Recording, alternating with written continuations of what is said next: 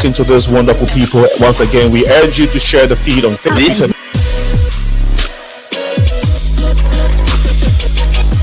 Hi there, I'm Faida, and today we're going to be talking about the African diaspora in Mexico.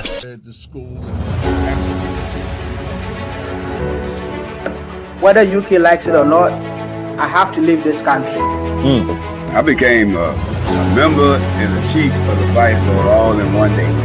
All these guys, winds are out of the north at Midway Airport.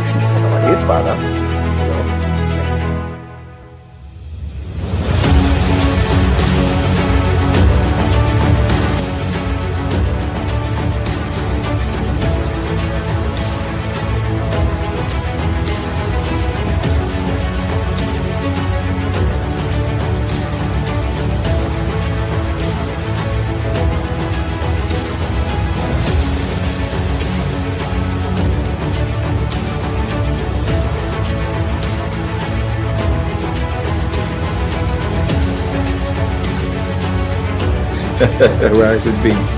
Okay, kids, we have had to come to an end of this beautiful set. It's not about This is the inside account of a week that brought the Rainbow Nation.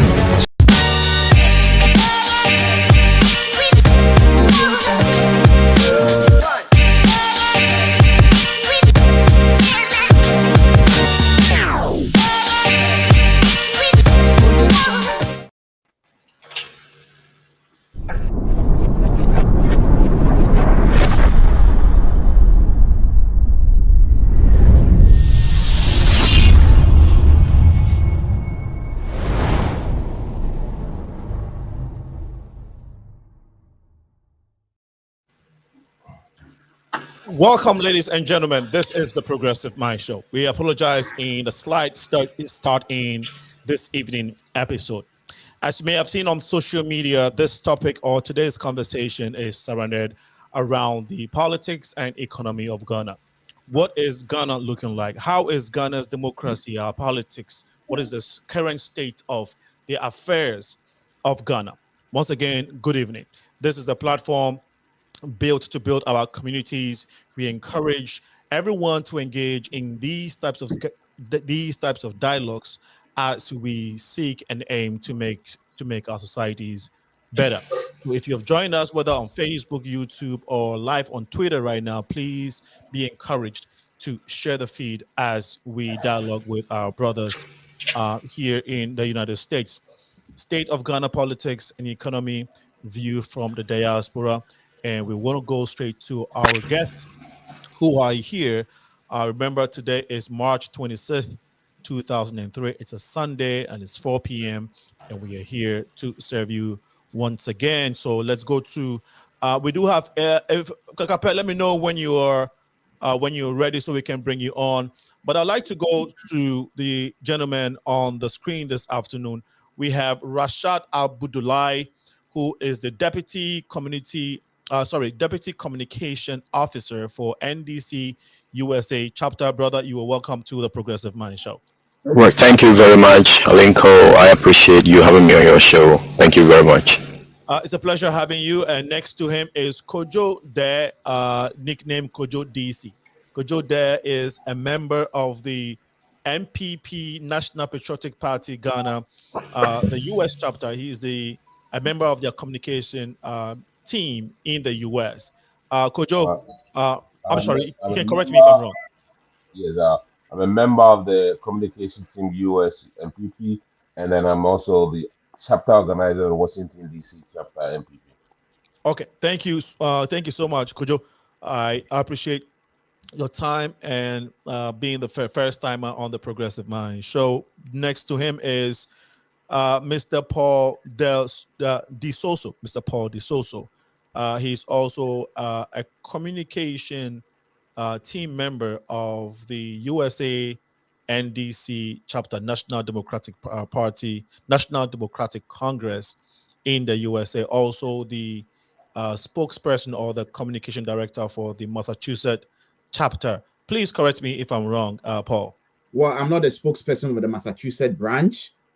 I'm the secretary of the branch, and Also, double as a member of the communication team of the branch. So that's what I do. And I'm very grateful for you having me this evening on your program. And I'm happy to be here for us to debate the facts and educate our listeners on the truth, nothing but the truth. Thank you. My pleasure. Thank you again for taking time to come on the show. Kakape, can you hear us? Okay.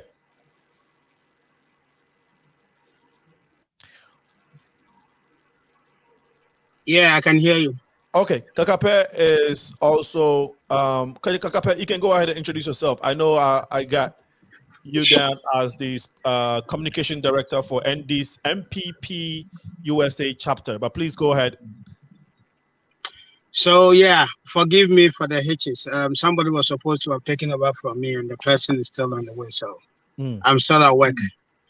Yeah, so I am the Deputy Director of Communications for MPP-USA, that is the branch. And when you come to Chicago, I'm the PRO, which is like the Director of Communications at the local level. Yeah. Thank you. So you're welcome. Gentlemen, we got a little late start, but we'll jump straight into the conversation. A minute, let's do this. 30 seconds, because we started late, 30 seconds for each of you. Your assessment of Ghana's current affairs at the moment, looking at both the economy and actually just look at Ghana in general. From your view, what is the affairs of the country Ghana looking right now in your purview, Rashid? All right, thank you very much, Alinko, and thank you to our discerning listeners. This is a beautiful show that we are here, and I urge that people who are already on share, and they can put their comments where it is necessary. And my colleagues here, I appreciate having to discuss with you about our country, and I hope the MPP who are representing here would not do the usual lies that they do and deception that they do.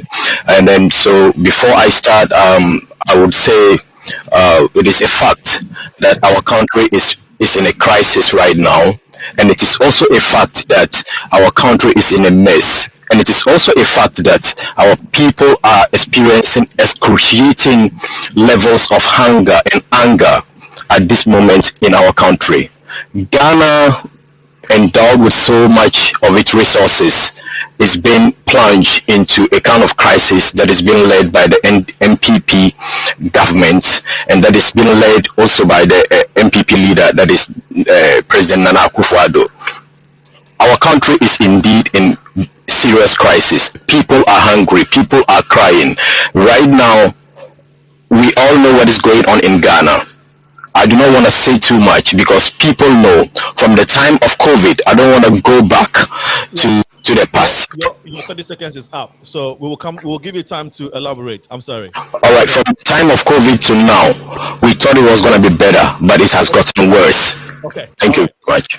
You're welcome. Thank you so much. Paul DE-SOSOO, your assessment of the economy briefly in 30 seconds.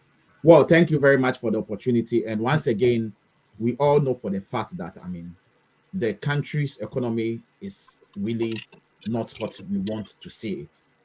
At the time that we're handing over, debt to GDP ratio was 56.6. As we speak, debt to GDP ratio is 103.2. At the time we're handing over, $1 to a cedi is 4.2. As we speak, $1 to a cedi is almost 12.0. As we're handing over, we're owing 120 billion Ghana cedi. As we speak, Ghana's debt is 575.7 billion Ghana cedi. What this means is that the super incompetent Nana Addo Dankwa Akufo-Addo's administration have added 455.7 billion within 6 years. Nothing to show for, nothing to prove about it. And I think Ghana do not deserve this. We deserve better. Thank you. Thank you very much. EFFAH, Kakape. Yeah, thank you very much, Mr. Host, and thank you to everybody on the show today. You've been with me. You and I live in Chicago all these years. You call me by my name all the time. So Mr. Lincoln. There you go. I see Mr. Host. Okay, all right, go ahead. Okay. So the state of Ghana's economy. Ghana is part of the global village. Ghana does not sit in isolation. Yes, right now, the country's economy is not in the best of shape, just as a lot of other economies. And this has been so because of, as has internationally been acclaimed, the COVID situation and the Russian war and a couple of multiple other factors. This is not a situation that is not beyond us. We are able to deal with it. Currently, there are a lot of programs and directives from government to make sure that as a country, we take up these challenges and bring the economy back to its footing. Even under this situation, we are able to carry on with development. We are able to carry on with a lot of the programs that we have, the free SHS, the ambulance services and the various utilities and various programs that government ought to put in place for the people to feel that, even despite the challenges, all these things are going on. So yes, there are challenges, but government has a lot in place to make sure that, we take it up. A lot of places are experiencing all these things and we cannot gloss over them. They are part of what we are facing because, your economy cannot live in isolation. Okay, it is connected to other parts of the world, and that is what the situation is right now. Thank you. I think I gave you more than 30 seconds because I probably got a little bit biased because you and I are from Chicago, but I won't do that next time. Okay. Could you 30 seconds, your general view of Ghana's economy and politics so far? Thank you very much, Alinko. First of all, we have to be grateful of what we have. The economies that we know at the moment, they are rationing gas and other things. For instance, we are happy now. Today we have the Vice President of the United States in Ghana into the African continent. This is the first step. That tells you a lot about our country. As much as we can do politics and degrade our country sometimes in terms of when we are in a position, we say all sorts of things, but when we come into power, then we do a different thing. Yes, I understand the economy is not at the moment, it's not in the good shape. The government is working much as hard as it could to be able to get us from this situation. Okay. But we should be thankful of what is going on at the moment. And like I said, the Vice President of the United States in Ghana coming to Africa, and this is the first step. That tells you a lot about our country.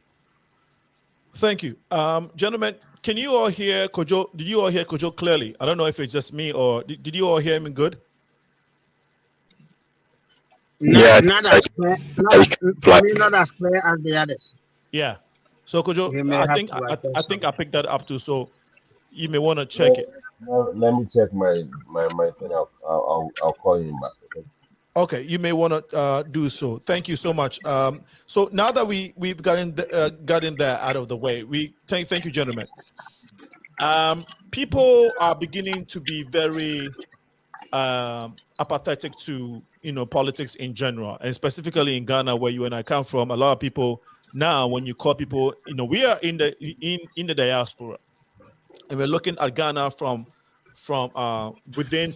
We're looking at Ghana from outside. However, I know some of you also go there very frequently, so it may not be all of us looking at the situation from outside. I'm sure some of you have been going there and have your feet on the ground and your ears on the ground as well.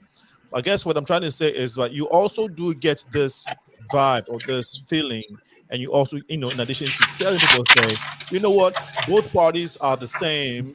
Politicians only go into politics for the sole purpose of enriching themselves. Your view, your quick take on that, Rashad, is politics in Ghana now the motivation or a target for individuals to get into only because they want to enrich themselves and their families? Is that what it is? Is politics a sham now, especially in Ghana? Thank you very much. I would say it is not a because the NDC has proven as a party for the people, and it holds morality very high. Some may argue that morality is not indeed part of politics, but I will tell you, politics is about development, and development goes with morality. You cannot develop when your moral standards are very, very low. You cannot develop when your level of morality does not respect the people that you are leading, especially if you are the one leading the people to grow. So politics is not a scam. I will tell you, it depends, and also it depends on who is leading the process. Who are those in charge? For example, this is not an example, this is reality. The reality that we are facing now indicate that it is a sham. It is a scam, because the Nanado government, it is putting Ghanaians through certain kind of lifestyles that no human being wants to go through. So with that is what I'll tell you. It is never a scam.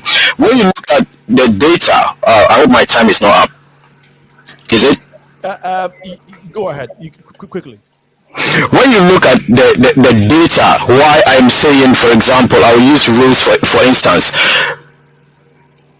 To say politics is not a scam, look at the track record of His Excellency John Dramani Mahama on only roads. For the period that he ruled Ghana to the time he left office, he had constructed about 16,000 kilometers of road. But the recent State of the Nation address by the president indicated that they've been the party, or his government has been the party to have constructed more roads than all governments in Ghana, all various regimes, which is untrue. So thank you. So your point is that in your view, politics, people can still believe in politics in Ghana. That is not it's not that scam that some are purporting it to be. Right. That they only go in for money and then to enrich themselves. Thank you for your great point. Kojo, let me know if you are here. Let me know if you can hear us. I can hear you. I can hear you. I just have to run quick, but unless I have to run for something, but I can hear you and I can contribute it. I'm driving for a second, but I'm still good to do that. Okay. Your take on the same question that I asked my brother. Quickly. Yes, sir. Thank you very much. You see, I am so disappointed by my brother Rashid saying the things that he's saying at the moment. You listen. So do you think that politics is a sham, though? I will not put it in that way, but we can see if this is how I want to put it. Like we in here in the United States, me and you, once most of us are graduated from school, what do you want to go? You want to go to the private sector and make money, right? In our country, part of our work, it tends to be the different way. We have both sides of the aisle who graduate from school, never work, just go into politics, and at the end of the day, they become who they become.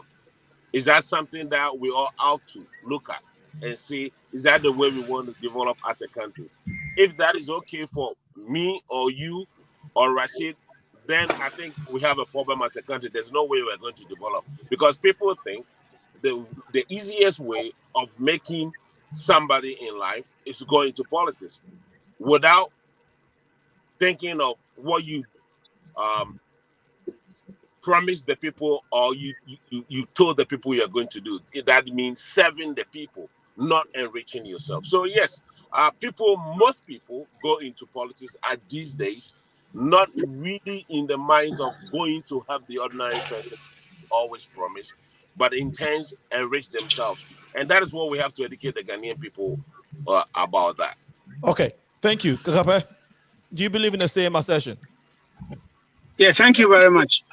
Politics is not a sham, but a couple of things that has happened make people have that opinion about what politics is in the country. Some of which is what Kojo enumerated. If you have politicians coming into power and they're telling you that they've spent all the money and there is nothing left for you, then it leaves something. When you put people in power and they plunge you into darkness, then people think that what is going on. When you criticize them and they call you silly, and then they don't care, and that they've developed a thick skin to criticism, then of course people tend to When you exhibit that level of incompetence to the point where you cannot manage basic stuff, then you put in despair. It is true that politicians over time have become richer than expected, and how they get their money. Unfortunately, we don't have a system that checks them so consistently. But there is hope on part of MPP. Have demonstrated that there's hope with the provision of free SHS and ambulances and all these services that Ghanaians are using. They really seen that with MPP there is much hope, and that Ghanaians have trust in at least some section of people in leadership to be able to provide us the things we do need in our lives. Thank you. I must say that, and I want to apologize to our audience. I needed to get this out of the way. So this show will be in two sections. The first half, the first hour, which is from now till 5 p.m., we'll be dealing with looking at the politics of Ghana. And then right after that, from 5 to 6 p.m. Central Time, we'll look at the economy, which is when, during these times, we'll be getting into some specifics. And we'll also open the phone lines along the way for you to share your view. So, Kakape, thank you for your input. And I would also want to just encourage my guests that because of the time constraint and the volume of what we have to discuss, if you can just go straight to the point, it would help us a lot. But so far, I really want to appreciate you all for your input. Paul, yes, your opinion about politics in Ghana, is it only there? Is it only there for people to enrich themselves? Because it looks like it. A lot of people have gone into politics and have become millionaires overnight. It seems to be the issue in the entire region. I would say sub-Saharan Africa, but specifically in Ghana, we have witnessed it. And do you think that what people are saying is true when it comes to Ghana politics? Thank you very much, Alinko. I personally think under this administration, the way they have, portrayed themselves, the way they have been, spending the people's money on various luxurious jets, where the president hire a jet and sit in a jet, and if the common people are crying and saying the president should, stop hiring this jet, he's not ready to listen to them. So people go into politics to make themselves, enrich themselves, satisfy themselves, and make themselves happy. For example, let's look at, does it even make sense? Okay, for a whole president that we have, looking at our economic situation in Ghana, a president buying a whole V8, which is going about $75,000, okay, just putting a seat in it wherever you go. They will fuel that V8, calculate the amount of fuel that goes into that V8 when they travel from one region to another. Those money can be invested into something. Because of the way and how the current president and his vice, Dr. Bawumia, are living the Arabian lifestyle, it's making people to believe that these people just came into politics to enrich themselves, nothing more, nothing less. And it is very disappointing that these very people, when they were in opposition, they created a lot of, hope for the good people of Ghana by telling them that there is a lot of money in Ghana. How come that they have come, they are in power? Where is the money they were talking about in opposition? So you see, Nanado Dankwa Akufo-Addo and his vice, Dr. Bawumia, they are scam. They've scammed the good people of Ghana, and because of their attitude, because of what they told Ghanaians in opposition, and they are doing the otherwise in power, that is what is making a lot of people in Ghana to think that most politicians, when they get into politics, they go in to enrich themselves. And this is what is happening. And the truth is the truth. And that is the fact. Thank you. Thank you. He made certain allegations or points when it comes to the president's way. Now, his belief or his opinion when it comes to the word scam that is being associated with Ghana politics is because of the current president's lifestyle and his lavish living, him and the vice president. Basically, you just heard what he said about the president and how he's spending government in the country's money, which is what is giving people this assertion or this belief about politics. Your response to that, Kakape? Yeah, that's a total lie. Now, you remember in during Kufuor's time, right? We have the same level of allegation coming from the NDC. They were They were talking about the president was traveling too much and stuff like that. And then they came and they overdid that. When Ghanaians questioned them, didn't you criticize the government for this thing you came and you are repeating? You know what they told them? Oh, we didn't know that we have to do it the same way. We overly criticize them. Sometimes what I've seen is that, and that has been demonstrated in, the way things are turning out in the country. There is what they say in public, and there is what they tell us when we meet with them and having a discussion on policies and other stuff.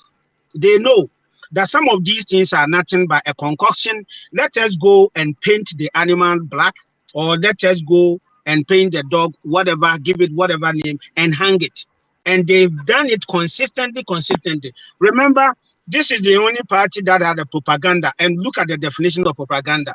Find out what the truth is, put the truth aside, polish it with lies, and throw it out there, hammer on it, say it. There has been numerous occasions where people will be going on demonstrations about something that they said they don't like. And then you meet them and say, why are you coming on demonstration? And then they will tell you, oh, we are there when they came to pick us in a bus and say we should come. So Paul can keep going on and keep talking about these things that do not exist, because we have things to prove that this and this and that.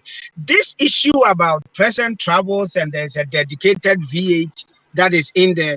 They've been saying this, and we've been telling them over and over again, that when the president is going somewhere, they prepare his place. And it is never a case that there is if there is, then it is for all presidents.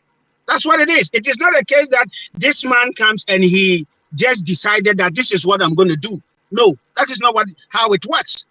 Now, here is a political party, the current seat of government. When we were constructing, they were saying, oh, we don't need this. We needed to use it. And then when they come, they were going to use it for this thing and that thing and that thing. In fact, they said we were going to use it for chicken production. So we can go on this tangent, For us, we see on their part as politics as usual, lies as usual, because they master in it and they want to continue to do that. So they can continue. But the lies and the good people of Ghana trust us, and they'll continue to renew our mandate. Okay. So you were saying the president is not obviously losing our money by dedicating. Okay. So thanks for your response. I don't know if Kojo or Rashad wants to. Actually, Kojo, the name is Rashad. So just FYI. Okay, it's Rashad. All right, Rashad. Yes. Sorry to pronounce it. No, you're good. Yeah, just good. So let me say this, right? Sometimes I wonder why my brother Paul chooses such words to use for our president. Where we all grew up, there's some kind of respect, even if you don't even have the same thinking of the president. There should be some kind of respect that we give to the office. And I've always said that when we're using certain words to our opponent, we should always think in our back of our head, one day the table is going to turn. And then people will use such words and you will not like it. And that is something you shouldn't even use. It's politics. This is about ideas of our country. If you have any contrary ideas beside what we have, why do you insult? Why do you call names? Why do you use all these adjectives just to make your point? Okay, great. Kojo, he made certain points. I don't know, Paul. I don't know if you use certain derogatory words. I never insulted the president. No. But when you say the president is a scum, what do you mean by that? I justified it because when he was in opposition, he promised the good people of Ghana that when he gets into government, he's not going to do family and friends. What did we see? In John Mahama's era, the only family relation in John Mahama's government is Joyce Bauer, her cousin. As we speak, we have over 52 family members in this administration. And you don't want to call this a scam? When you were in opposition, you refer to John Mahama as incompetent. That's not an insult. Look, when we are here, let's speak truth to power. I am going to repeat on this show, and I'm saying that the president is a scam. He lied to the good people of Ghana when he was in opposition that there is money in Ghana and he's going to make Ghana comfortable. What are we seeing?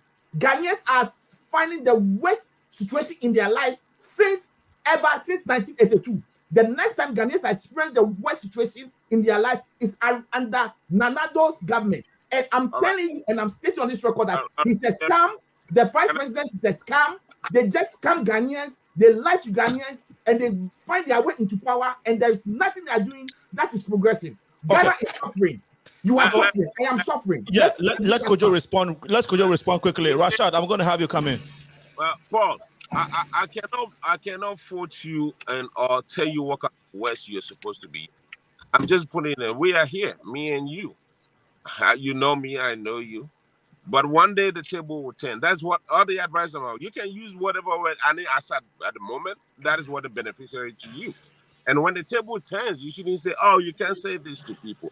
I would never use such words to our former president. I've never called him incompetent. I will never do that because I respect his office. But this is what I want you to say.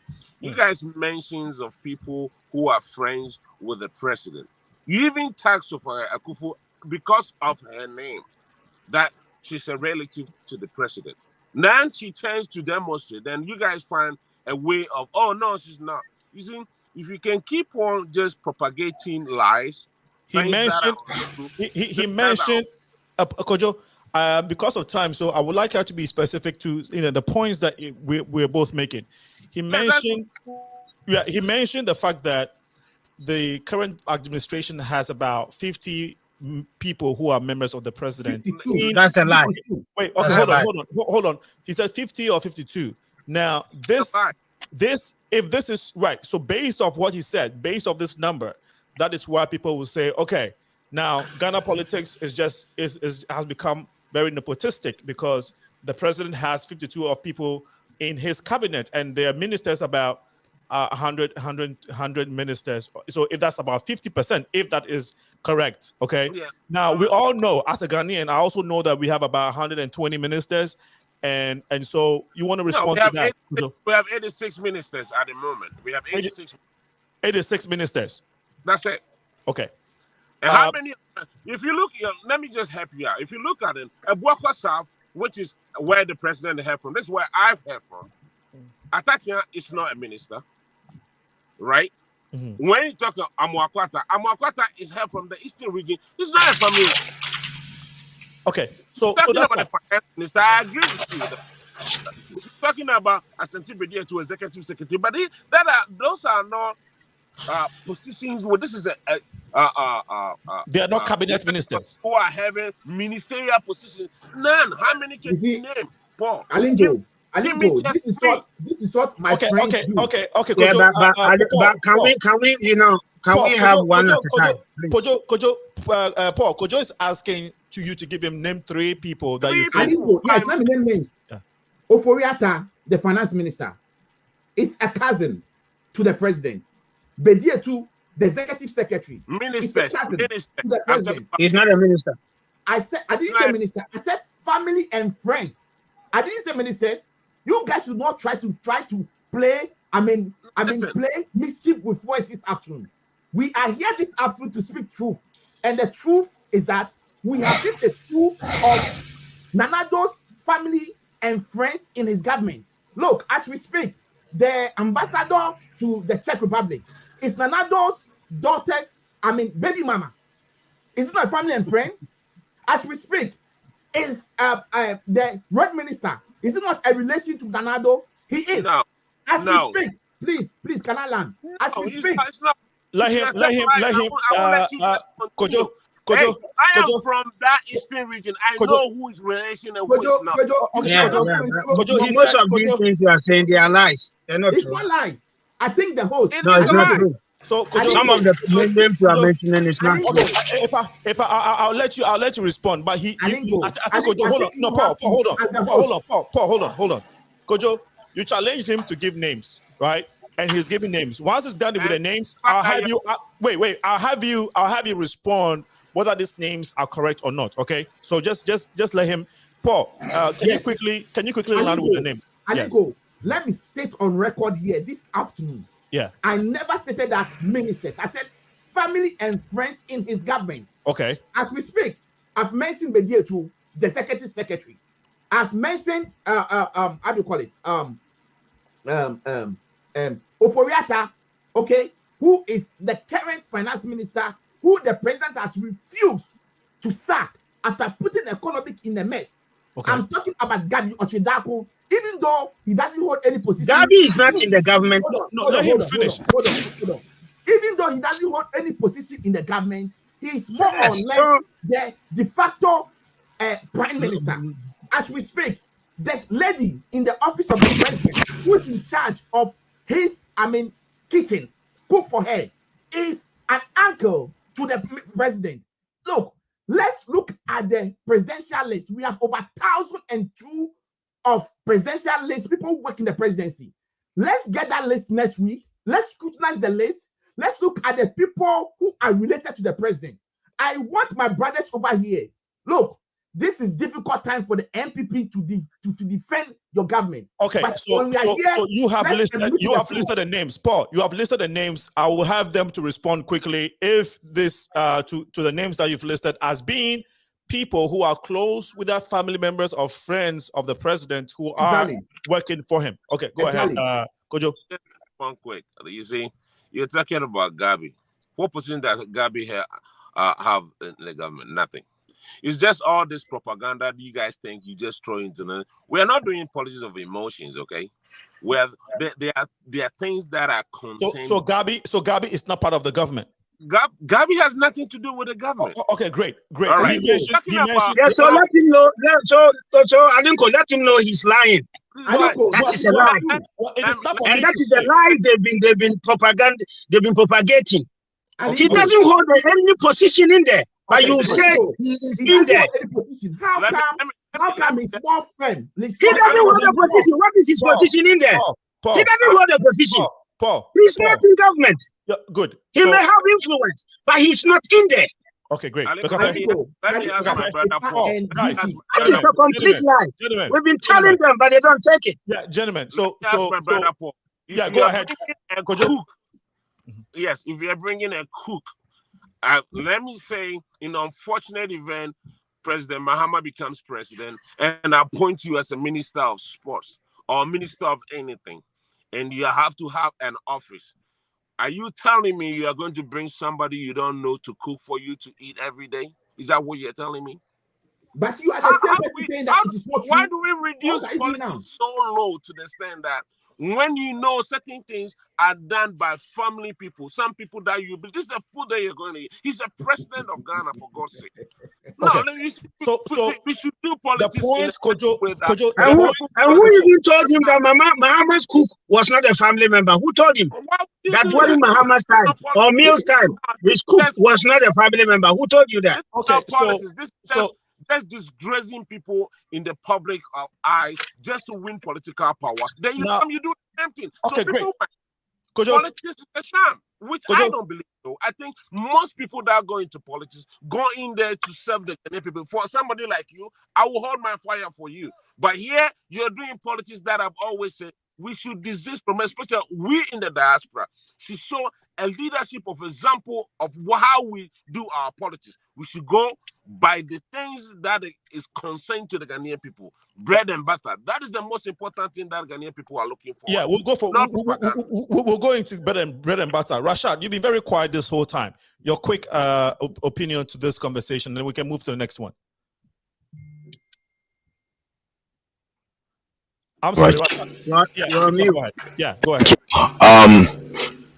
I mean, it is glaring that what Paul is saying is the truth and nothing but the truth.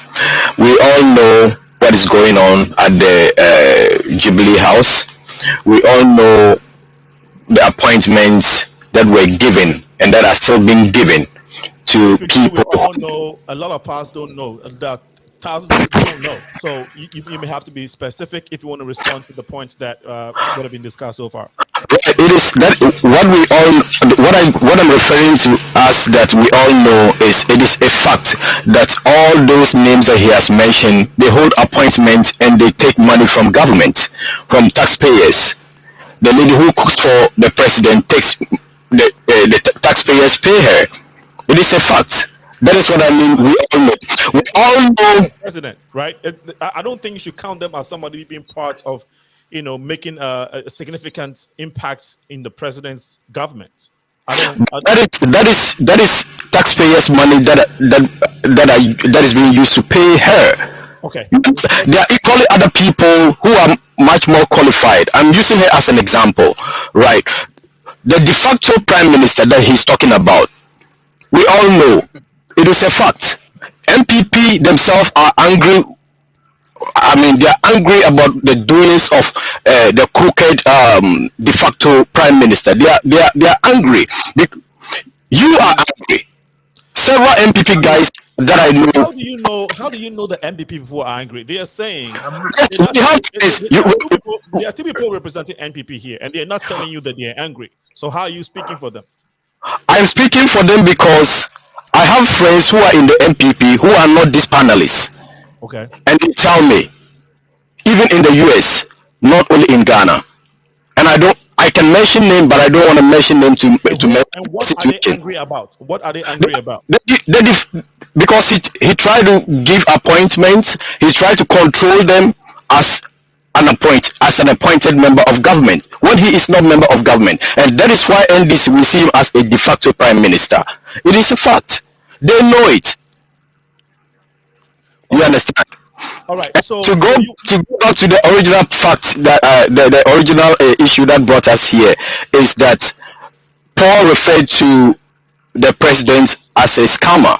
It is a fact. It is a fact that the president had promised Ghanaians that he was not going to go to the IMF. Where are we now?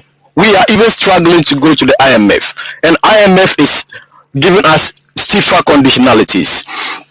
It is also a fact that the promise to abolish road tolls was a scam. What do we have in Ghana right now? Okay. So let's move to the next thing. Thank you, Rashad. We will go to specifics when it comes to the economy. For the past 10 years, we've had two parties. We've had both the NBP and the NDC rule Ghana, and I'm sure that you all would have something to say. But I want to give you guys quick 30 seconds each. Which of these two parties, in all honesty, would you say for the last 10 years have progressed Ghana politics and have moved the country forward? Let me start with you, Rashad, quickly. Right. Did you mean for the past 30 years? The past 10 years. And between NPP, I'll say what? John Mahama ruled what? I'll say 5 to 6 years. And then Nana Akufo-Addo is in his almost second term, right? So let's put it together, 12 years, right? The most recent years. Between these two parties, NPP, NDC, which of these two parties have progressed the politics or the democracy of Ghana? From your own accession, I'll start with you, Rashad. Straight to the point. To be plain, we know have the ND is in lead in terms of this, in terms of the question you are asking. One, let's look at infrastructure, the road infrastructure that we have in the country. Let us look at health, the health sector, the various health facilities that has been built by the Atta Mills and John Mahama-led government. Let's look at the water and sanitation facilities that have been built, and not commissioning of toilets only. Let's look at the generality of infrastructure in the country.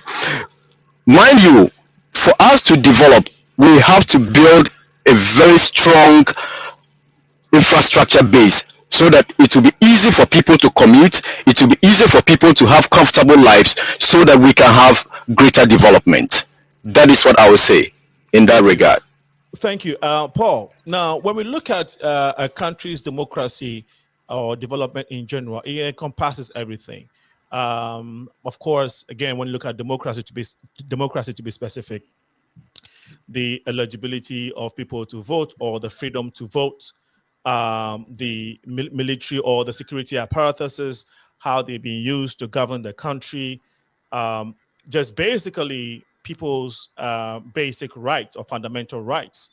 We want to see how these two governments have been able to progress Ghana so that in a way that has now caused the country to lose lives or to lose or to actually tarnish our democracy. And that's why I asked that question. So within these two parties, do you think that both have moved or progressed our democracy equally? If so, that's fine. I just want to hear from you pundits or from you communicators who are representing these two parties, NPP and NDC. Paul. Thank you, Alinko. For me, the current NPP president, led by Nanado, has progressed our democracy in Ghana. Why am I saying so? Freedom of speech is being suppressed in Ghana as we speak. When you are a journalist and you want to expose the rot, the corruption, the nepotism, the insecurity under this very government, they will come after you. And the example, and I can give you one example, Manasseh Azuri, a freelance journalist who used to work for Joy FM, when he tried to expose the rot in the castle, what happened to him? He has to run for his life. So for me, if we are talking about democracy, this Nanado government, whom my brother EFFAH will tell you he's a human rights activist, has really brought the country to its knees. Ghana is retrogressing under Nanado's government. And this is a shame to have a human rights president and our human rights records retrogressing under him. There's nothing good to write home about. And I think this is a fact. And let's all hope and believe that as we move forward, 2025, when His Excellency John Dramani Mahama takes over the rule of the country, we are going to work to increase our human rights rating that has gone so low and so embarrassing to the good people of Ghana. Thank you. Thank you so much. Kojo, I mean, sorry, let me go to Kakape. He hasn't spoken in a while. Kakape, go ahead. Yeah, thank you very much. You see, when you ask them, they are going around in circles. Now, when you take education, right, we have brought in the free SHS that has, a lot of people, over 1 million of our children, which hitherto was not the situation. And, the number keeps increasing and increasing, and that is a good point. Now, we've also provided unprecedented infrastructure in the education sector for these kids to have access and to make sure that, as many as will come in, we take care of them. We also have, at the basic level, government is doing a lot by paying certain things that hitherto wasn't the situation. In fact, there's a lot going on in the education sector, tertiary and all that kind of stuff, a whole lot. Dr. Duchum is doing great over there. Now, when you come to the health sector, beside the infrastructure, it will interest you to know that there was a maternity ward at the Komfanochi Teaching Hospital that has been neglected for over 40 years, and this administration is putting it up. For the first time in our history, we have drones delivering essential medical services to other parts of the very remote areas that it's difficult to get this access to. The ambulances that were supplied, these were unprecedented. Now, when you go to the security sector, the number of cars, the dignity that this current administration has brought into the security sector is unprecedented. The helicopters that they are able, it is not up to the, up the roof there, but at least for now, all these things are testimony to the fact that whilst in the sub-region, we are experiencing all these Sahel terrorists and brutalizing one country after the other, Ghana is able to put all this kind of stuff in place to be able to deal with them. And then we go to infrastructure. If we had not come to power, we wouldn't have had Pokwasi interchange as a 3-tier, for the same amount of money.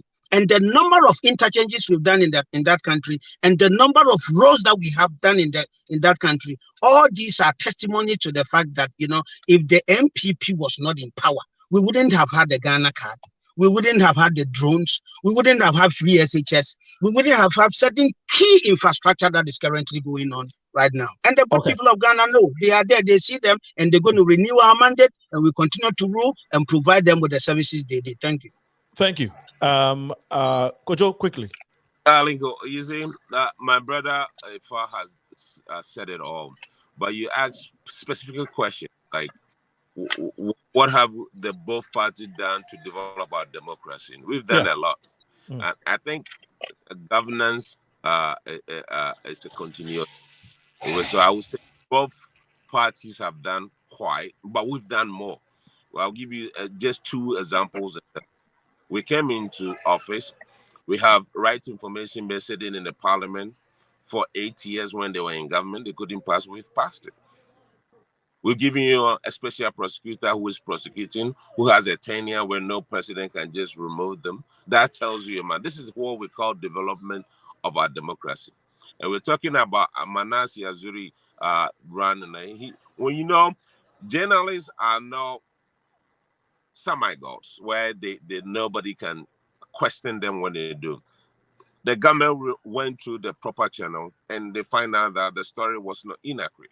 Even after that, when people were saying all sorts of things threatening, the same government provided them a security to make sure that it's protected. So, my brother, Paul, if you're talking, just go. You always say, "Oh, I'm speaking the truth." I don't think you like speaking the truth at all. You're very economical with the truth. Please just be objective for a minute. This is a country that we all love. That's why me and you are here this evening to contribute to. And I wouldn't say that NDC have not done anything. They have done their part. But when we look at it in terms of who have done more, we've always done more. When you look at even electoral reforms, who always bring the ideas for these electoral reforms to go through? The MPP. They are always in the opaque way, like, oh, let's take to the honor. You know, that doesn't mean that you have not been part of the development, because we have both NDC and MPP being in parliament, and all these bills are passed through both parties. But at the end of the day, the advantage will go to the who passed that bills that developed our country when they are in power, and that is the MPP. That's why we have the edge over you. Okay.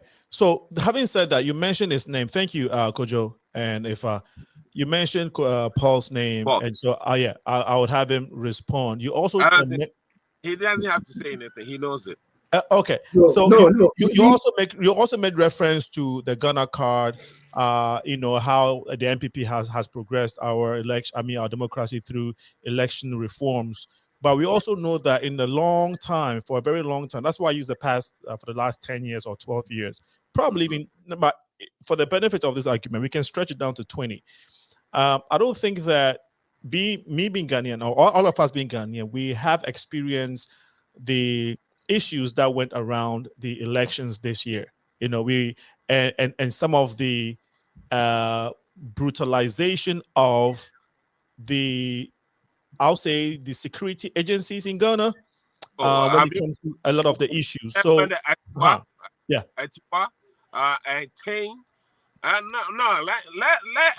NDC gives you how they brutalize, kill people. People run. No, you know, it's not a good thing in our politics whatsoever. I don't even think a blood should even drop. A share or somebody should be cut by for an election to go on. I hate that. It demeans our reputation as the democracy that we all think. Absolutely. Ghana, which is the hope for most African countries. But when certain things happens, it's just, for me, it doesn't matter which political party is in power. That thing should not happen. It's just an ideas. Just let people go out there, vote whichever way they go. Majority will carry the vote. The majority doesn't mean it might be 50 plus only one. If it's 60%, like the 1 million that we had to beat John Mahama, that he couldn't even wake up and still was in the lead, comfortable lead, that is fine. Even if it's the streamers majority, and then at the end of the day, we give power to those that the people have chosen. And there shouldn't be any bloodshed, any shape or form. And I disagree. Thank you so much. Go ahead, Paul. You see, the dishonesty and the hypocrisy of my two brothers here this evening is what is ailing Nanado to be perpetrating criminal activities on the good people of Ghana. I stated here, and it's a fact. And I think I'll plead on you, Alinko, as the host, that you also have to get your facts right. And when we speak, when they come out to challenge it, you should set the record straight. Okay. It was a fact, and it's a fact that under Nanado's government, it is not only Manasseh Azuri. There was another journalist in the northern region who exposed and wrote about the northern regional minister whose life was under threat and he has to run for his life. There are different instances that I can cite concerning the way this impatient, intolerant government go after people who come after them, even their own. When they speak against this corrupt activity in this government, they go after them. Let me give you an example. Professor Impo Boante just last week in an interview disclosed that there are elements in the Flagstaff House who are engaged in galamsey. What happened? He has been invited by the police CID because the president thinks he has disgraced his government. Now, when my brother Kojo DC was talking, let's also put it on record. And Alinko, please set the record straight. Yeah. Look, in the Fourth Republic, we've had about 7 different elections. It was only under the election whereby Nanado was the president, whereby 8 people lost their life in Techima South and 1 in Ablekuma West. It was only under his government, whereby the military was used to brutalize the good people of Ghana. So when we are talking about democracy, when we are talking about our democracy retrogressing, these are the reasons why our democracy are retrogressing. And let's face the fact. For you come to tell me that I'm a liar, it's not going to change the fact. The fact is the fact. And the discerning listeners who are listening to us this afternoon knows that whatever I'm saying is the truth. Let's stop aiding Nanado. Let's stop being dishonest. Let's stop distorting the fact. Let's speak truth to power, because Nanado is being emboldened, because people like you, Kojo DC and EFFAH, will be on radio to defend the rot, to defend the injustices that is happening under his government. And this is not helping. Thank you so much. And I must say, yes, I take the responsibility as a host of this show to fact check everybody. But if you notice, in the beginning of the show, I've allowed both of you to express your views on this matter as a matter of having a dialogue on Ghana current affairs. And it is not necessarily a debate format where we would do this fact checking consistently or have to do this fact checking. But I must say, I completely take that responsibility and will do my best for the rest of the show. Yeah, go ahead, Kudu. I just wanted to say something quick. I know Rashid want to come in. See, Paul, I am not disputing the fact that in 2020 there was some casualties of Ghanaians that lost their life through the election. I am not disputing that. And I've stated here already and said that shouldn't happen. That is not the fact that had not happened during the Kufuor presidency, Atamel's presidency. It had happened. Maybe the magnitude on this one was higher. This is something we all have to do. These are simple things that we all have to tell our followers. This is about election. This is about ideas. If you vote and then they are counting, you should allow things to go through. You see, when people take the law into their own hands, the security forces are not going to sit down and just wait for people to just misbehave. Yeah, and but to be fair though, I was in Ghana during Kufuor's elections. JJ Rowling handed over power to Kufuor. There was nothing. I mean, it was very peaceful. Both. Hold on. Okay. Both Kufuor's term, both first and second of Kufuor's terms, these elections were very peaceful. No blood was shed. Nothing happened. And then Atamil's coming to power, no blood was shed. And so if you say some casualties, but not to this magnitude, I disagree. There were no casualties at the time. There are by-elections that these things have. Although deal is one. There are casualties that, but it's not the main election. Most of the time, and I admit that it wasn't the main election. Those are by-elections. Okay. That's when those things happen. So I will admit in terms of having that. And my brother Paul DE-SOSOO himself will testify to that. And when it comes to the main election, yes, 1 or 2 happens, but most of these things that are happening are by-elections. Under NDC, Azoka boys beating people, killing people, we know all of that. But that should not be justified. We shouldn't even equalize it. That's the main thing I'm trying to say is, let's find a way that we would speak to our followers and say, hey, we are all Ghanaians, for God's sake. Whoever leads us is going to be our president, is going to be our MP, whatever it's going to be. But let's not anybody loses their life. And majority of the times, I'm sorry, the people who loses their life are nobody. It's like they are just a follower. They might not even meet President Mahama or President Kufuor or President Babangida in their lives, but they just die for the dying sake of loving certain or some people influencing them. So we should also educate our people to know that this is about politics. Here in America, until recently, where you have this KKK boys going through running with guns, you never hear. You just go to your booth, you put in there, you believe that the system is going to work, and that's what that will make sure the system works, and then there will be trust among ourselves. And that was the way to develop our country. So, Kojo, you vehemently condemn the acts of totally, absolutely great. I totally do that. Okay, totally. and then great, good, thank you. And we also want to talk about, before we go to economics, we're going to switch very soon. It's 9 minutes past 5 p.m. Central. You're watching the Progressive Mind Show. We are live on Facebook and on YouTube, also live on Twitter. Whilst you are there, please share the feed while we discuss the current state of Ghana's politics and economy. The first half of the show, which was 4 p.m. to 5 p.m. Central Time, we're trying to look at the politics of Ghana, and then we'll be diving into economy very soon. If you want to call after 30 minutes, you can ring 815-277-5047. If you're watching us live, the number is at the right bottom corner of your screen. You can do so as we go along, and you can also pass your comments on the feed, Facebook and YouTube feed. We will read them. There are already some comments here, which I will be getting out very soon. Let's touch on quickly on media, free speech. You already mentioned some, which I want to reiterate. There is a guy who got arrested recently. He is part of the Fix the Country movement. What's his name? Vemawa. Is it Vemawa? Yeah, Vemawa. Yes, he's.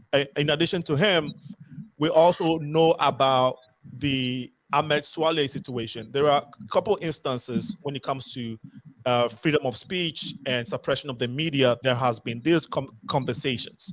Now, we have to be objective, and we have to look at these things because it's our future and the generations after us that would inherit whatever is going on in Ghana. And so I'll plead you guys. I would encourage you guys to be objective. Has this government, the NPP's government led by His Excellency President Nana Akufo-Addo, done a good job when it comes to allowing the media to do its work or free speech in Ghana in general? Rashad, I know you haven't spoken in a while. Go ahead. All right. I was trying to rebuke the earlier submission by my colleague panelists, but unfortunately, you didn't notice me. Oh, I'm sorry. Go ahead. Go ahead. Do it now. Take your time. Go ahead. So, before I go into that, I must say that in Ghana's electoral history, the 2020 elections has been the worst in terms of violence that is being meted by security forces to the ordinary Ghanaians who were trying to express their mandates as citizens of the country. I will tell you, according to the CDD report a year ago, when they did their assessment of it, 12 incidents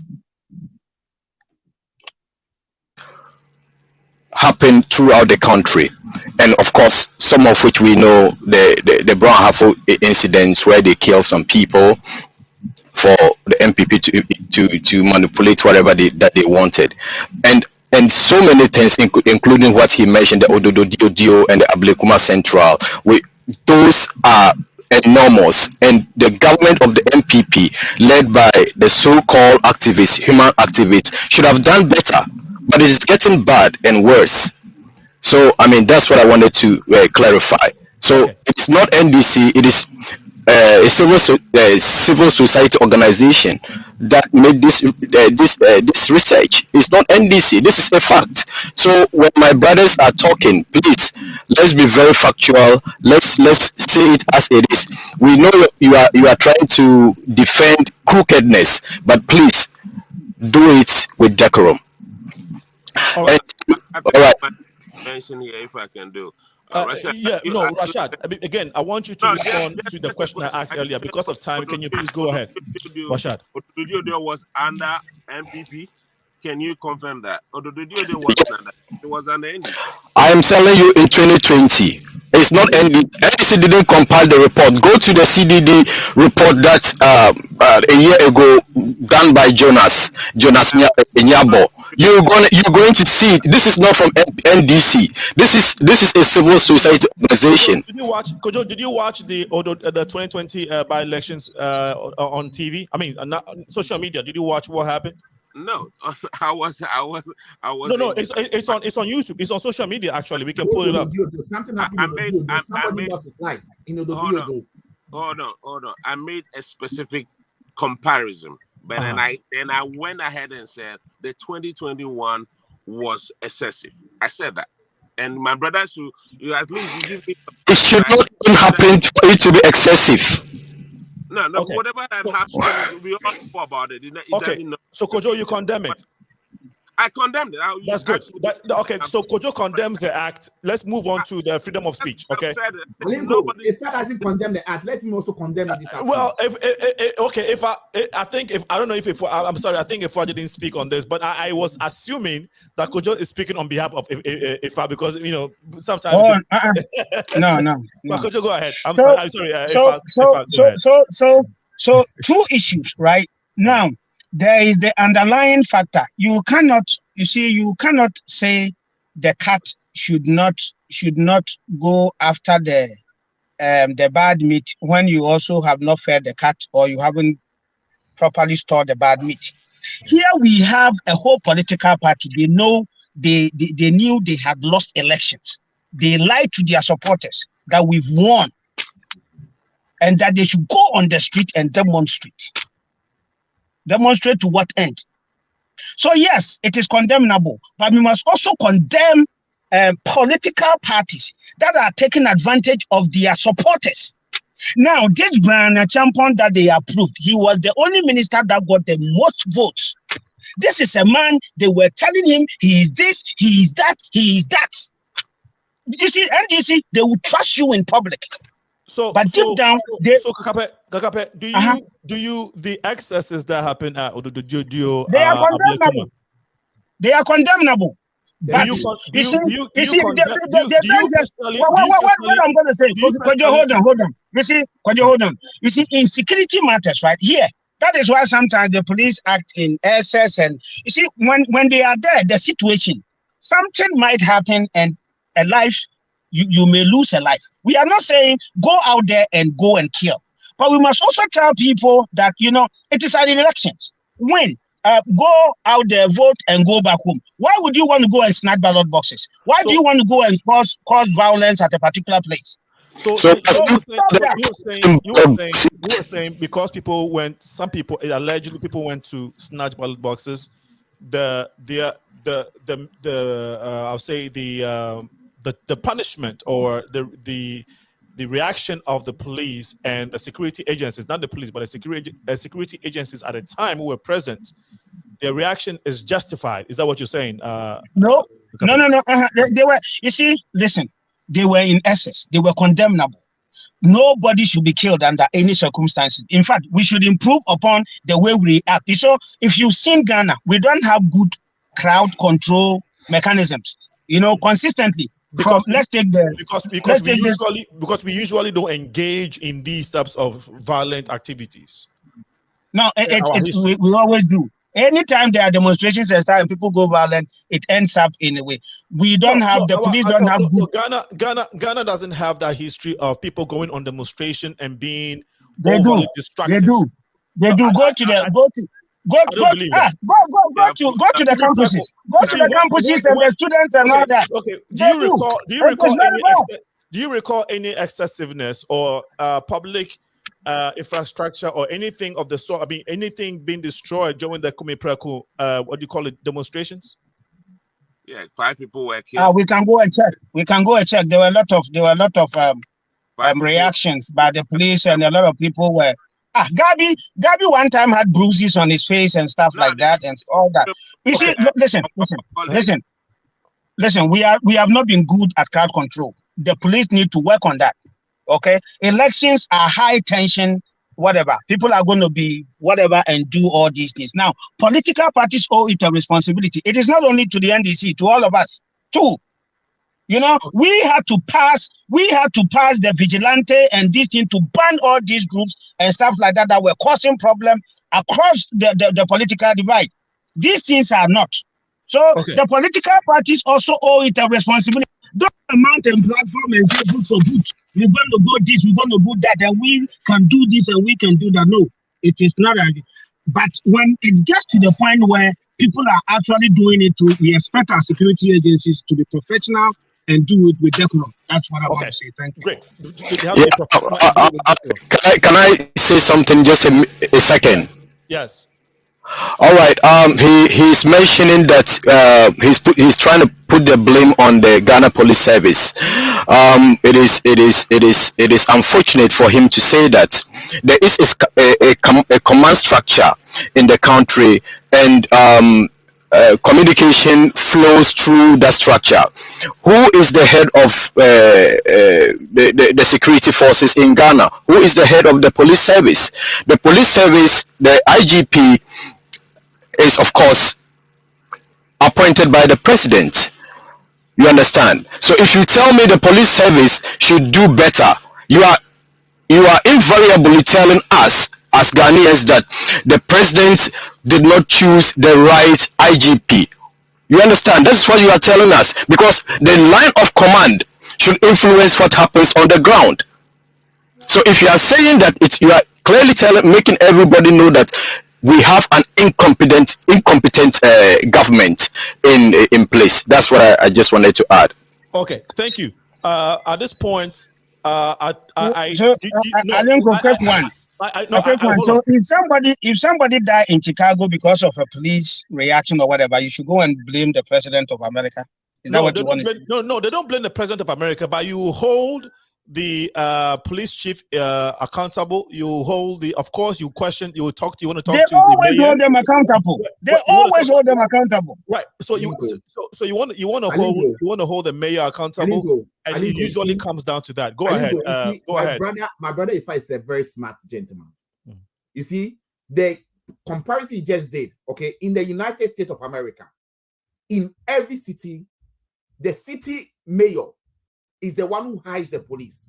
So therefore, if something happened under that city, the police and the mayor and the police chief and the mayor take responsibility.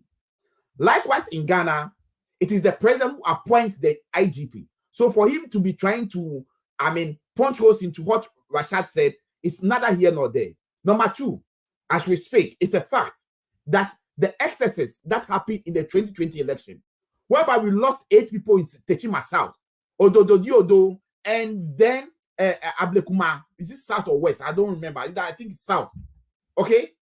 We speak, the president has not even called the family of these people who lost their life to sympathize with them or to show his empathy.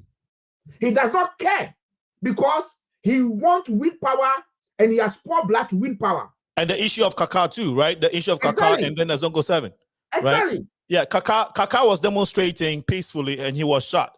So the president has all these family people. There is no any news that we know, unless Effa will tell us that he knows about it. But so far as I am concerned and I am up to date to the current things happening in our country, the president has not called any of these families to show sympathy to them. And that is wrong. Yeah, that is wrong. Wrong. But that is we haven't heard that. These were, issues that were carried out. For example, Kaka was, I think, the military, of course, the security apparatus of Ghana went on that mission. Kaka was not killed by a civilian. He was killed by the security apparatus of the country. So it would have been nice for the president to say something about it. When the kids, the Zongo 7 issue happened, those kids were, are Ghanaians. The president is responsible for all Ghanaians. We have not heard him speak anything about it.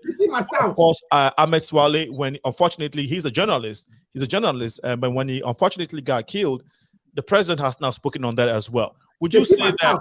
I am also West Rogon. Yeah. He has not even called to go and see those people who were brutalized. Yeah. And some people are still suffering from the pain as we speak. The president has no concern. It does not concern him. He does not care about it. Kojo, and this is the sort of president we have.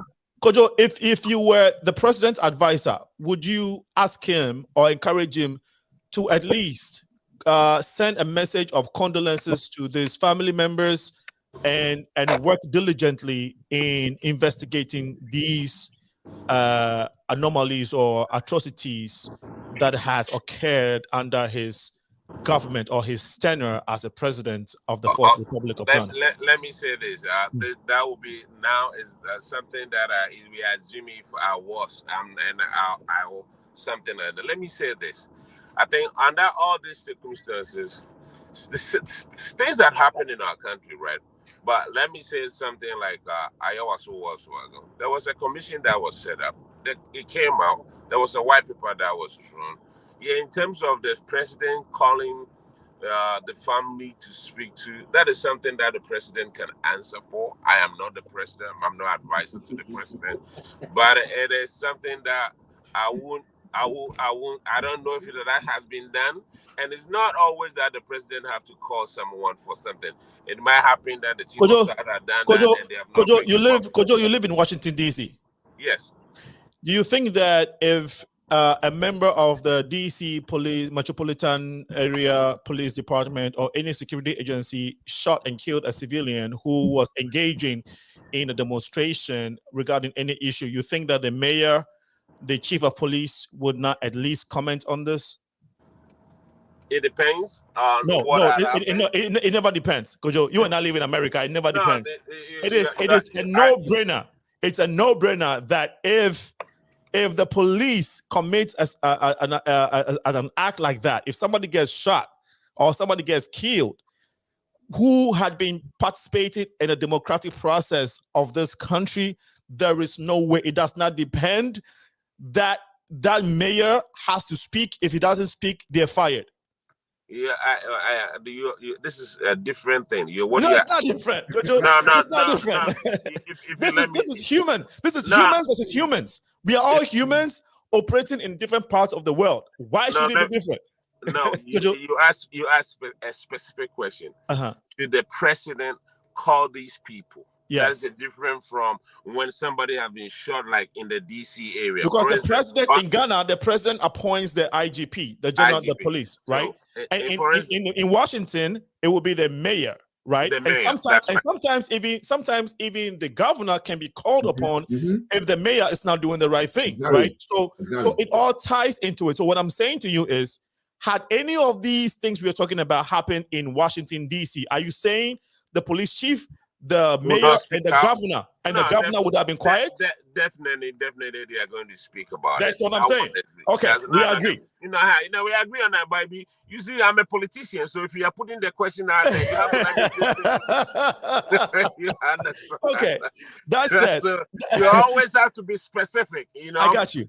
Whatever they've not asked you, you don't talk about it. I got you, Kojo. But I think the serious thing here is that I think our president, His Excellency, needs to do a good job when it comes to some of these things we are talking about, because these are serious issues. Right now, the vice president of the United States is in Ghana.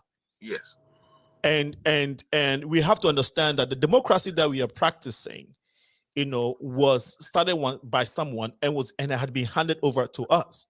And so it behoves on us to guide this democracy and pass it on safely. I agree with you. And so if you have the vice president of the United States visiting the president, well, I'm not sure what the details of the visit is, but there is a direct correlation when it comes to democracy and how people should be treated.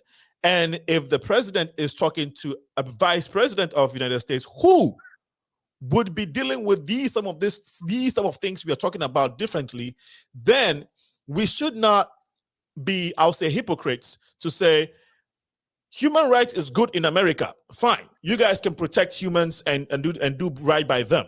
But when it comes to Ghana, we don't necessarily want to look into it. Anything can be anything.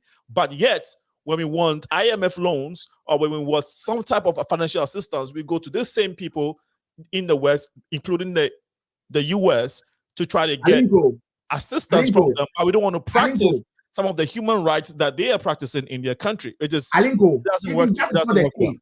Alinko, one quick point. Even that's not the case. When George Floyd was shot and killed, no, not was shot, when the police killed George Floyd, yes, our president was able to send word of condolence to the family of George Floyd. You see, these are the things that when we are talking about, you were saying, so the comparison you're making here is that he sends words of condolences to George Floyd in America, but when his own people got killed, he has not said anything. Right. Okay. Yeah, Paul, I know what you're saying is the truth. I will not even divert on this. But let's Kojo, since you know it's the truth, since you know it's the truth, right? No, Kojo, hold on 1 second. 1 second. Let me ask a question. Let me ask a question before you continue, so you rope it in. Show us in Ghana from Kwame Nkrumah time to this time. I can list a list of, right now we're being political and being specific. You see, there has to be a convention. There has to be a way things are done by our presidency. Okay. Not expecting that Nana should do this or this person to do that and that kind of stuff. Tell us, who has President Mahama called before? Were you there during the people that were killed under him were shot by the police and stuff like that? Were you there? Okay, who was killed? Can you give us a specific? Wait, let me give you the list. One was his own DCE in the voter region. Exactly. Another one was in June 21st. In June 21st, 2014. Let me talk. You say who? Let me talk. I'm trying to dispute the lies. Okay. Attending the funeral. You see, now you want to change it. You said did not call, did not issue a statement. Bring us the statement Mahama issued on all the killings that happened under him. Were they not human beings? Were they not Ghanaians? Issue a statement, and even taking the steps to travel all the way to be part of the funeral. Okay, let me give you the list, and then you bring this thing. In 2014, a paramount chief was killed. Which statement did Mahama make? Google it right now and show it to us. A paramount chief was killed in 2014. You are sweating this afternoon. Stop defending the No, don't go there. Okay. I said in 2014, 21st June 2014, a paramount chief was killed in Ghana. Show us the speech given by Mahama and the phone calls he made. Bring us the recording. Name the name of the paramount chief. You see, Alinko, the paramount chief. The paramount chief of Nanumba traditional area. Na Dasana and Dani was shot and killed. Was he killed during a democratic process? You will mute and talk. Wait. Hold on, Paul, hold on. I think I want us to make Agape, hold on. I want us to be clear with this, right? People die all the time, and sometimes presidents and leaders are not able to catch on all this death. So we can't hold everybody's death accountable. A paramount chief. Hold on. A paramount chief. Agape, hold on. What I'm saying is we cannot hold everybody's death to presidents or leaders or IGPs. But what I'm saying is, what I think the dynamic here is that some of these people that we talked about that that you're referring, that you're countering, were killed under democratic exercises, right? So would you say that Swale was killed under a democratic exercise?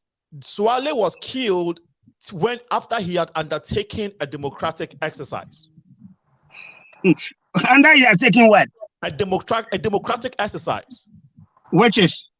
If a journalist if a journalist investigates ministers or personalities who are in government, that is part of democracy. And so why are people still investigating? How is Anas working?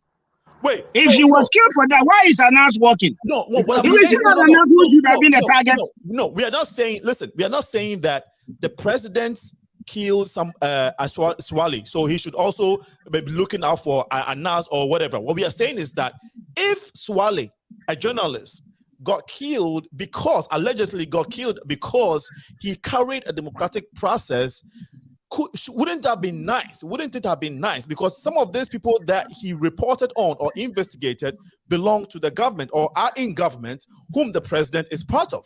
So it would have been nice for the president, or the right thing for the president would have been that this is a journalist. One, he is a Ghanaian too, and he was working for the democratic process. And so I want to comment, or I want to make sure we find whoever. Alinko, that's a biased statement. A journalist was killed in Kumasi under Mahama. Okay. You see, there are all these kind of stuff. Was he? Under what circumstances was he killed? Yeah, exactly. There we go. There we go. Okay. All right. So now listen. Let me finish. There we go. No. Was he also killed? Was he also killed because he investigated government officials? Yes. Officials? Yes. Okay. Yes. Okay. Let me say this. Let me end this. You say, can you give us a proof? Kojo, can you give us a proof of what he did? Yes, I'll give it to you. Okay. I'll give it to you once on the show. I'll send you. See, this is what I want to say. It seems we Ghanaians sometimes we don't value human beings. You know, sometimes. I'm saying this for a lot of reasons. Even for example, when there's an accident, you see people taking pictures, just showing it up. But with that said, in my thinking, it is always good on the hindsight that if certain things will happen to any individual, irrespective of what it is, it's always good for a leader to speak to it so that people will have that confidence in our leadership. It doesn't matter who is in power, who that person is. Exactly. That's how I feel. Right. No, thank you. There we go. Yes. No, thank you. Thank you. I must make it clear that this journalist in question, we don't have a fact. We cannot prove that his death has a direct correlation to the investigation that he did about those government officials. But his death was alleged to have been connected to the work he did. And so I just wanted to get that out there. Now, having said this, I know we've added into Can I say something really quick? Okay, please. Your last statement indicating that there was probably no connection to Ameyswale's death is unfounded. Why would I say that? It is on record that one of the leading members of the MPP came out expressing his ill feelings about Ameyswale and the issue, and even giving warning and threatening. And few days to come, this dude was dead. Okay, so the reason why I make my comment is that as the host of this show, I don't have the court document which has the facts which went through trial. There is none. There is none. Hold on. I do not have that to verify or to accentuate that his death is directly as a result of the politician's comment or anybody else actions. But that's why I said we are alleged, right? This has to go to court and be trial so that we can have that fact to authenticate what I am saying on this platform. And that's why I made my statement in the way that I made it. Now, everybody's opinion regarding this is theirs, and they have the right to believe it. But we also know that this statement, somehow after a few weeks, this journalist died, and that's the reason why I can call it an alleged, and I can allege, and I can be emphatic because I don't have the facts to back it. Okay. Having said that, I want us to move the economy of Ghana. Ghana is looking for a $3 billion loan from IMF to solve our economic woes. The current government has also, I would say, attributed the downfall, or the downhill of Ghana's economy due to COVID-19 and the Ukraine war. Let me start with, again, I want to start with Rashid. Your take on this.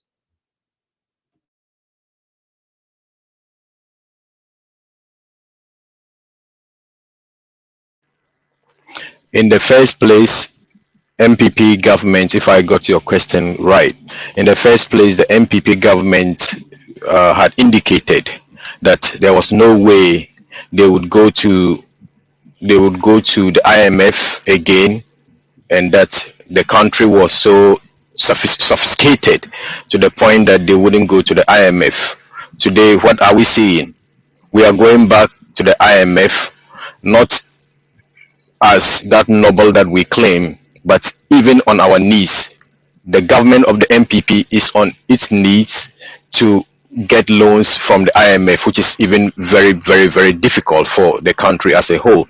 And to say it all, we are all aware that it's been a very, very hectic moment for Ghana, and then it is going to be very difficult for us getting the loan. Even if we do, the conditionalities or the strings that will be attached to the facilities that we are getting from the IMF would be of dire consequence to generations unborn. That is what I would say in a raw state, and then you pass it on to the next person. Do you believe that the Ukraine war is having a toll on Ghana's economy? That I don't think so, because if the Ukraine war is having a toll on Ghana's economy, what happens to other European countries that are close by to Ukraine? What happens to direct trade between Ukraine and other countries in Europe? Okay. What happens to them? They are functioning. They are much more better. Ghana, far away in Africa, and then we're sitting the cliff relatively to other countries, claiming that the war that is happening there is the result of the excruciating poverty that people are going through in Ghana. The suffering that people are going through in Ghana is as a result of bombs being thrown in Ukraine. So once it means to a lay person that anytime a bomb is thrown in Ukraine, somebody gets hungry in Ghana. Anytime they kill a soldier in Ukraine, somebody's father will die. Okay. Is that what I'm talking about? Anytime they break a public infrastructure in Ukraine, then Ghana's rules cannot function. It is high time we get out of this lies and then do what is right for the country. Good. So Ghana's economy is now affected by Ukraine. How about COVID-19? Do you think that 2020, the pandemic, COVID-19 pandemic is still an issue for Ghana's economy? Do you believe that? That is very interesting. I will tell you, yes, the COVID situation that happened globally, the pandemic, affected our economy. Why do I say that? Our economy was already going down, and then when COVID happened, money came into the system, and that money that came into the system was misused by the government and pushing the country deeper in the ground in terms of our situation. So it worsened our economic situation by the MPP government spending recklessly, but not the disease. How do you say it was misused? How do you say that? Yes, if you spare me some time, so I can call some data, I can give you the facts. Or Paul, do you want to take that on? Yes, I'll let me help Rashad here. Yeah, look, go ahead. My brother, you see, anytime this super incompetent government try to give excuse, the more they give the excuse, the more they expose themselves. Look, Nana Addo Dankwa Akufo-Addo has refused to take responsibility since he took power as the president of Ghana. Anything that happened under his administration, he puts the blame on Mahama. If it's not Mahama, it is COVID. If it's not COVID, it is Ukraine and Russia war. Look, let's establish some facts over here. Before the 2020 COVID strike, the economy of Ghana was going down. The dollar depreciated by 13%. You remember, that was when they formed the committee of, is it 40 or 50 people, which was, they said they should look under the why our dollar was depreciating. I hope you remember that, Malinko. Yeah. Yes, because the depreciation was going down. As 2019, how do you call it? The deficit, okay, was around 7.4. And they lied to the good people of Ghana that the deficit was under 5. But when they went to IMF, they took the right figures, which was 7.4. So all indicators were showing that the economy of Ghana was not working as 2019. When they set up that committee to investigate why the dollar was depreciating, it is a fact to tell you that nothing was working. Number 2, the IMF representative country director then, okay, in Ghana, also make a categorical statement that our economy is not growing the way it should be, and that we should take our time and work to grow the economy. How this government promised the good people of Ghana when they were in a position that they were coming to change our economy from what? Consumption to what? To production. Rather, when they came into power, they've turned our economy to watch it and Kenke party. Let me tell you, Alinko, during the COVID, even though COVID came, it was a curse. People lost their life. I would say it was a blessing in disguise for Ghana. Why am I saying so? During the era of COVID, the money that the IMF, the World Bank, the African Bank, the Bank of Ghana, CSO, the total amount of money that they got as a support was 30 billion Ghana cedi. Out of this 30 billion Ghana cedi, according to the Auditor General, 11.7 billion Ghana cedi was spent to support COVID. The remaining 18.3 billion or 18.2 billion Ghana cedi was used as budgetary support. So therefore, if anybody on this show, including my brother, good brother EFFAH, and Kojo DC, who blame COVID for our predicament in Ghana, they are not being truthful to themselves and they are being dishonest to the listeners this afternoon. Thank you. As we speak, the 18.2 billion that was used as a budgetary support to support the budget in 2020-2021, the Auditor General is yet to do auditing to make sure that that money was used to support the budget, as they said. Now, my brother Linko, let me give some small synopsis about the 11.7 billion that is spent on COVID. As we speak, the Auditor General, I'm not saying it, their own Auditor General, okay, is saying that there was a lot of misappropriation. That COVID money, Kojo Oponkrumah and his staff took money they are not supposed to take.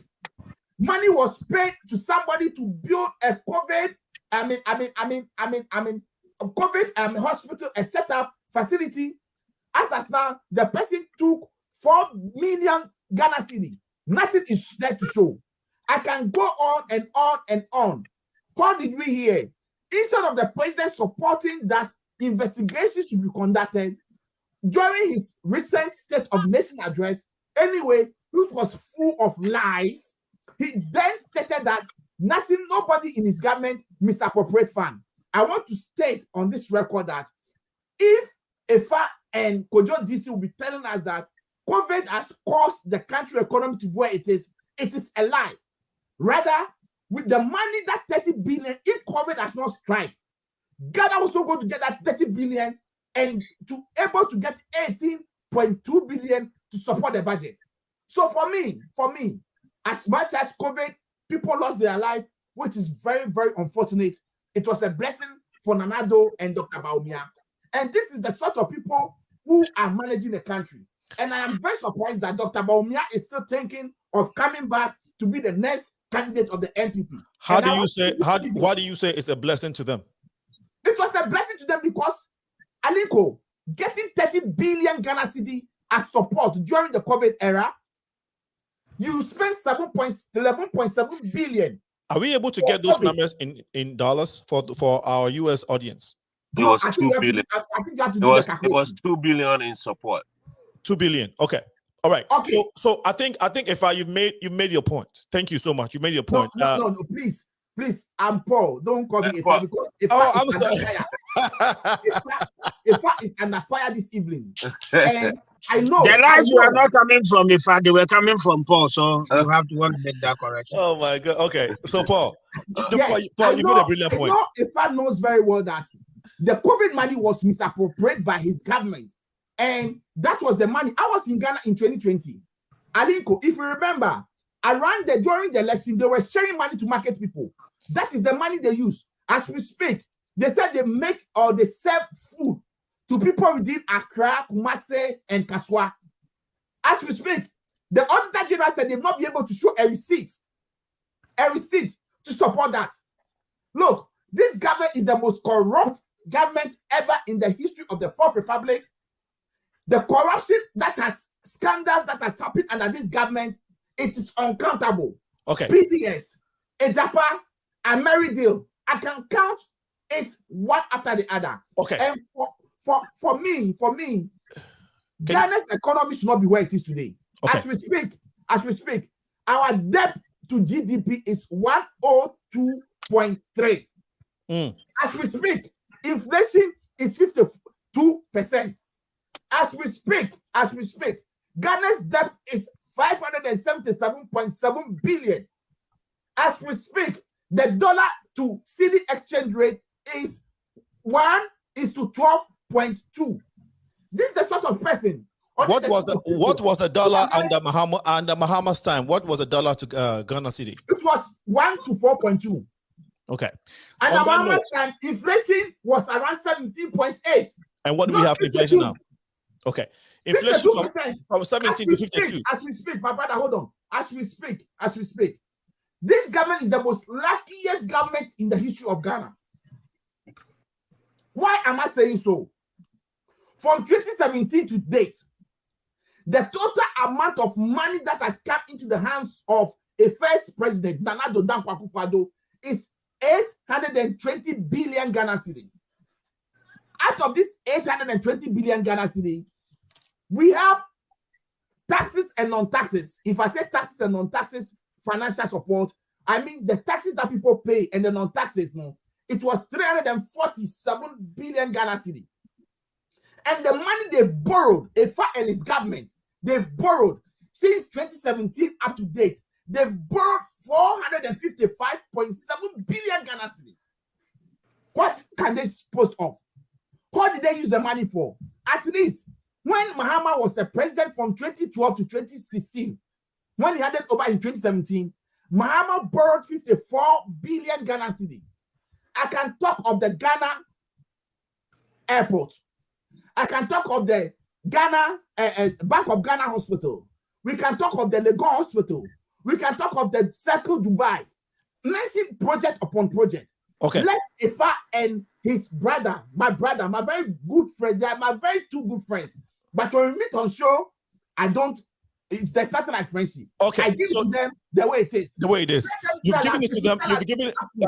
Paul, you've given it to them the way it is, and you've given them a lot. No, Alinko, I'm landing. They should tell us. Alinko, you've given this guy almost 20 minutes. You know that, right? Yeah, I've given him more than at least. And if we are going to close at and we have 8 minutes to close. Yes. And you've given him because 6 o'clock I have to go. Okay. That's not fair to us. He's lying, man. Gentlemen, You will force me to stay on. Gentlemen, let's do this. Would it be this is vast. We haven't touched on a lot of things. The ex-president Mahama has declared his position that he wants to run, issues of Galamsey, and then some of the details that he mentioned.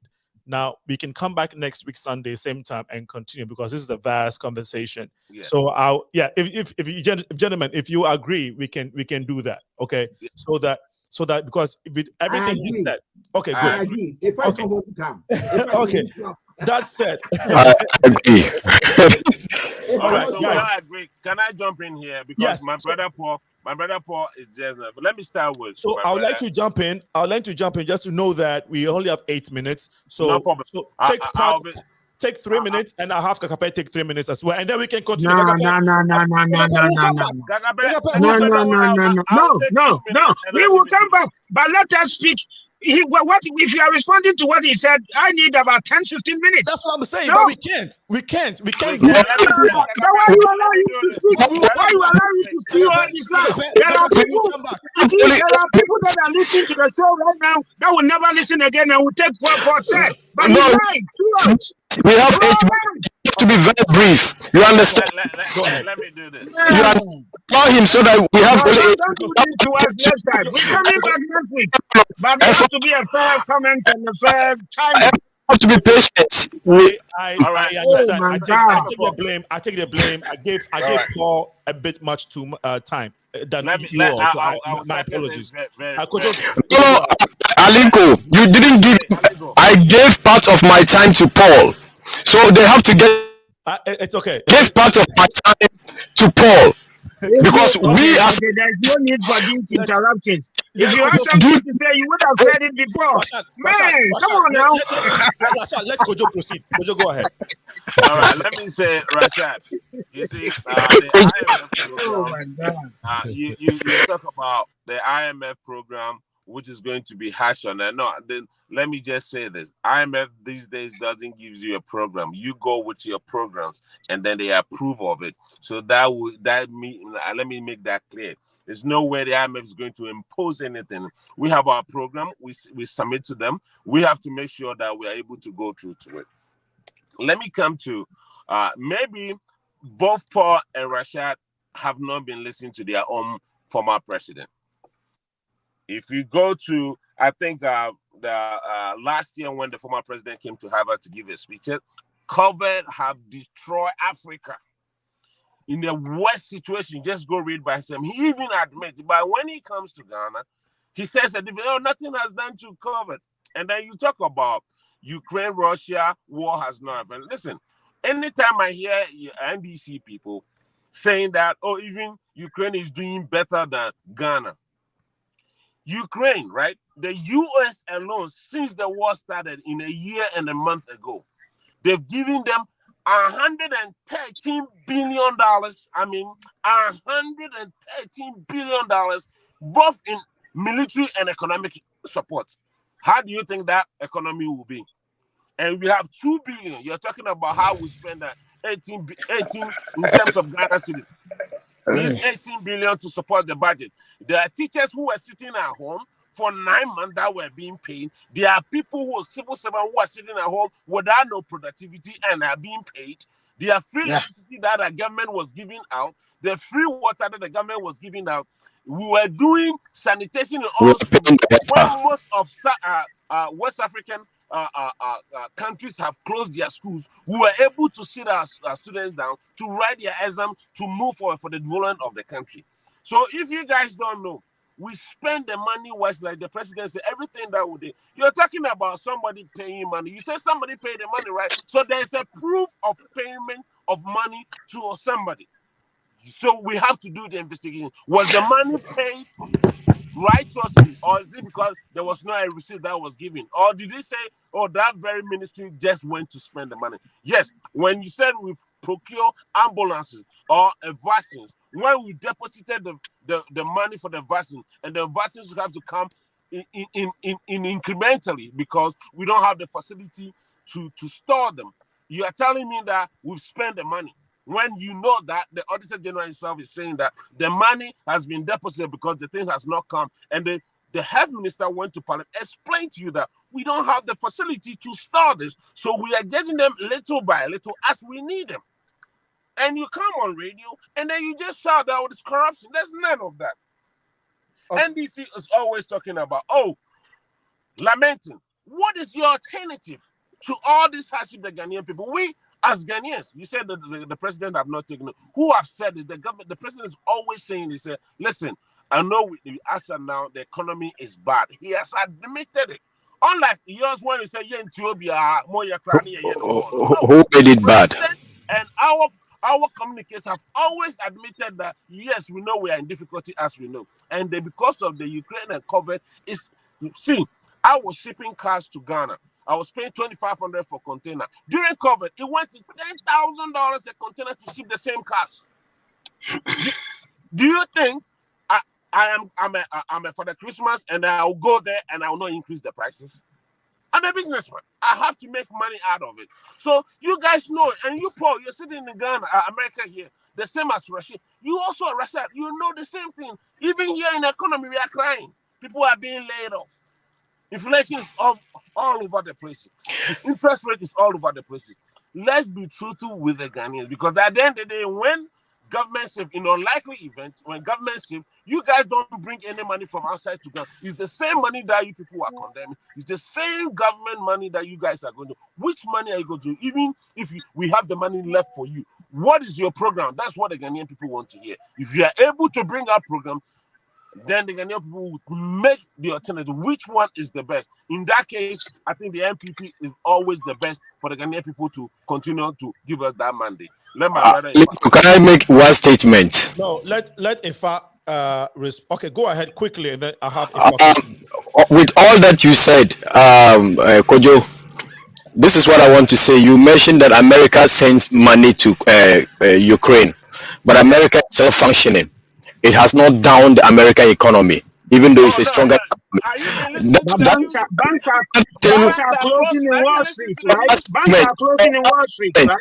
Right. And banks are closing in Wall Street, right? Because of what? Because of Wall Street. But what happens in Ghana? When banks, financial institutions were intentionally and purposely that's a different by government. Right. So let's put that aside. Your last statement that you made about NDC, what are we presenting forth for Ghanaians to consider us? I would say this: we don't experiment. What does that mean? Is that a program? What is said with Muhammad do? What is said with Muhammad say he's coming to correct? If you don't experiment, what is said is Muhammad coming to correct? Ghana Hospital, the road infrastructure, the water facilities. All right, Alinko. Because of time, I want Dr. to respond. Okay. Yes. Now let him take the time. I can wait next week. Could you go ahead? Under the former president, when you guys said you made all the roads in Ghana, GDP was 3.4. So why was no development? We know development in terms of infrastructure correct with development or GDP. Why is it under your government when all those things you portray to be doing, still the Ghana economy was going down? Why?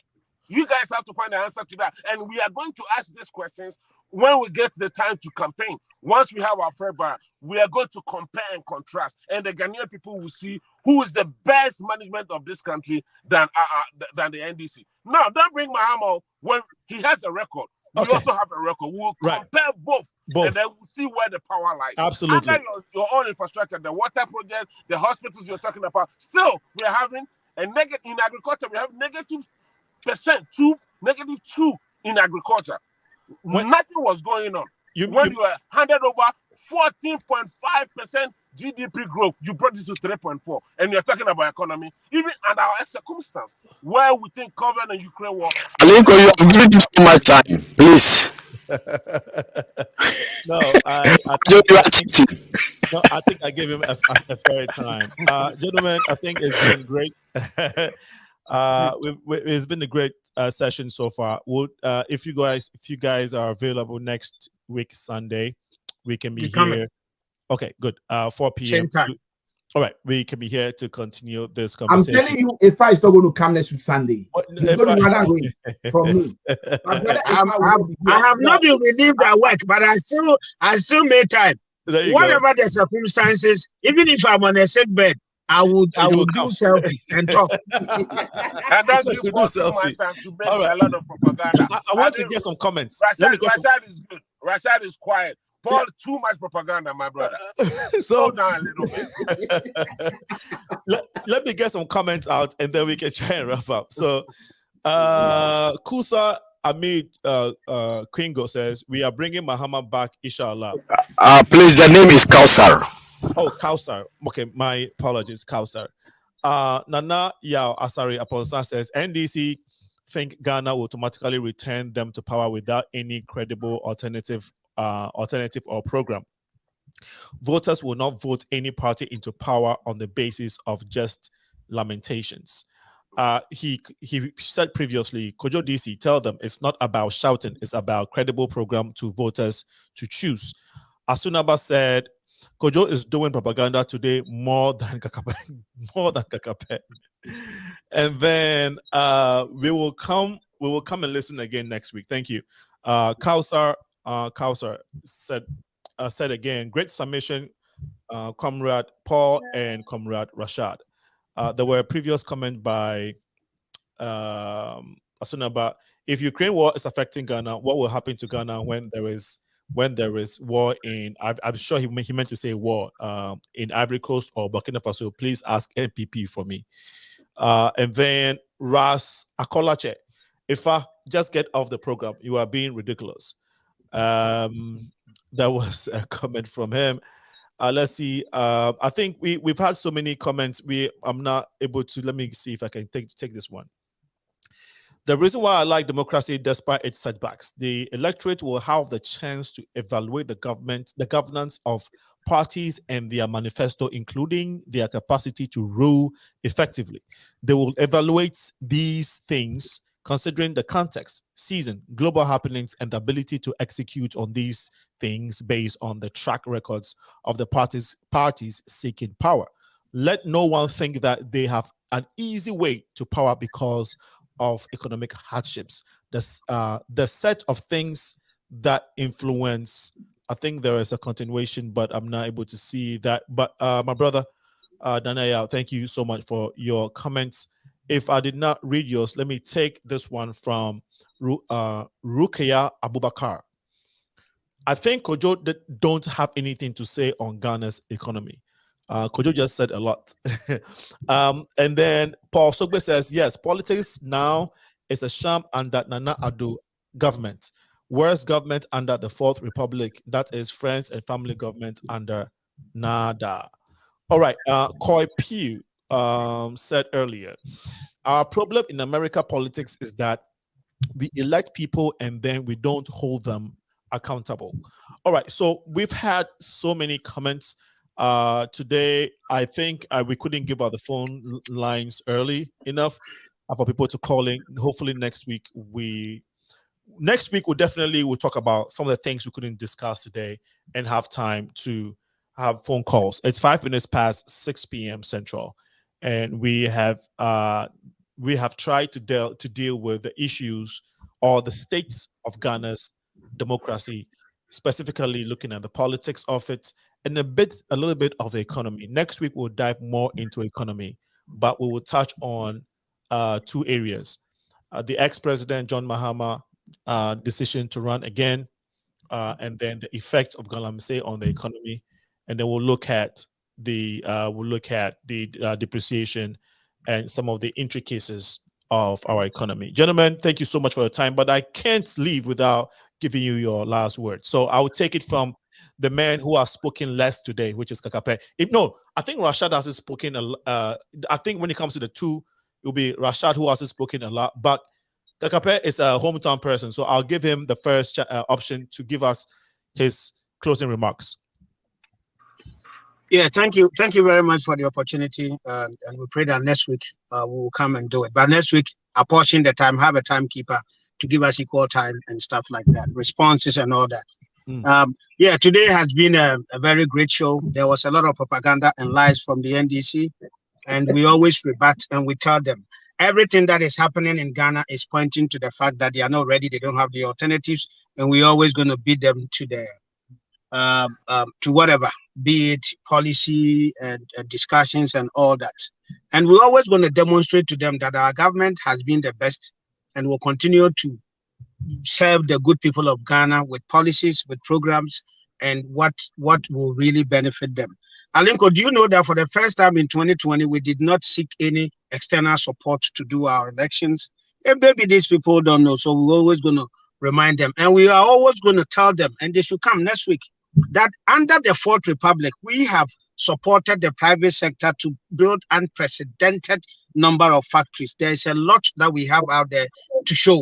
And we are going to compare and contrast, and then tell the good people of Ghana that come 2024, the party that can take us to the next level with digitization, with infrastructure, with what Ghanaians need in terms of health, education, and all that. It's nothing but the MPP. The NDC is talking and thinking that, oh, they can lament and win their way to power. Those days are gone and will never be repeated. Thank you very much. And thank you, gentlemen, and everybody. Thanks a lot.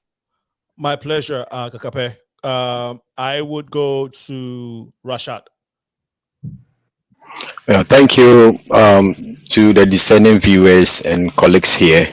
But what I would say is the NDC, we are never retreating and we are going for it 2024.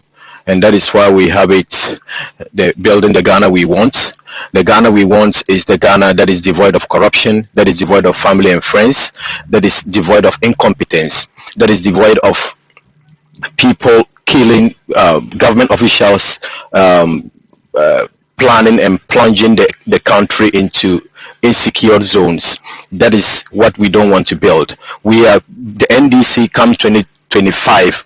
Once we come into power, we would build the Ghana we want, where people would have access to potable water, access to electricity, good expanded road network, and the likes that every nation would rely on to be better as countries would want to be. That is all I want to say. And thank you to the viewers, and thank you, Alinko.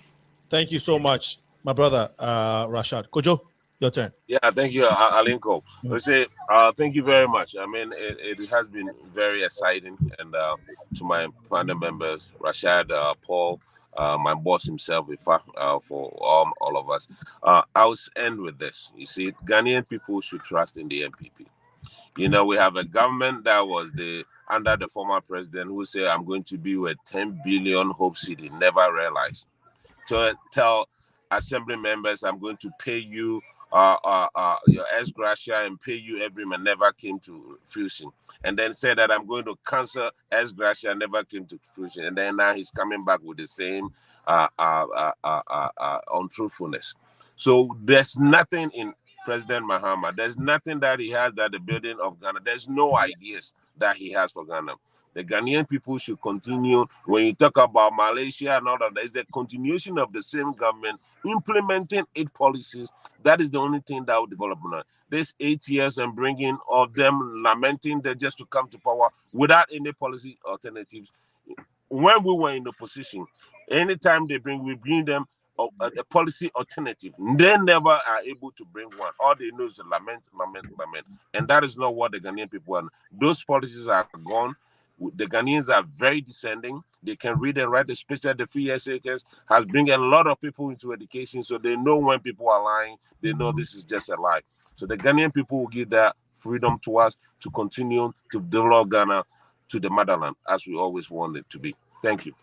Thank you, Kojo. Paul, you have the last words. This is laughable. This is interesting for my brother Kojo DC and EFFAH to be praising this nepotistic, this visionless, aimless, very shameful, incompetent, and the most corrupt party ever in the Fourth Republic to be singing praises to them like this. Now, they've been saying policy. His Excellency John Dramani Mahama, the nation builder, has stated a lot of, or has put out a lot of policies out there for them to even copy. They are unable to copy. I remember when we were growing up, when we were in school, when people, you can copy your friend when your friend is doing something. His Excellency has given them all the fine blueprint for them to copy. They cannot even copy it.